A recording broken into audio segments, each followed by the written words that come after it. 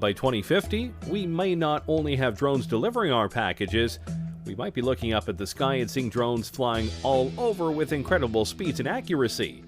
And they potentially could be all run by AI. The potential is there, and by that point, various upgrades to drones and their programming will no doubt make them all the more efficient, durable, and quick. And potentially, they could go beyond basic deliveries for people and do emergency work.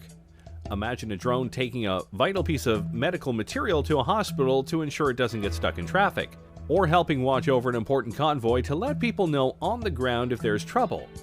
There are many ways that drones could affect our world. The only question is, will we let them by 2050? Let's keep going with transportation, shall we? Right now, one of the biggest ways to get around the countries we live in are trains. Trains ferry people and all sorts of cargo around in an efficient and reliable manner, which is why they've been in use for hundreds of years. But if we're being honest here, while trains are efficient and reliable in certain ways, they aren't exactly fast, especially when it comes to passenger and freight trains.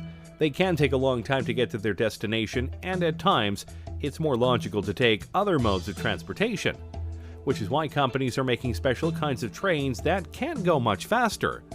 You know of the magnetic trains of Japan, no doubt, but others like the Virgin Hyperloop are trying to push things even farther. Passengers or cargo are loaded into the Hyperloop vehicle and accelerate gradually via electric propulsion through a low-pressure tube.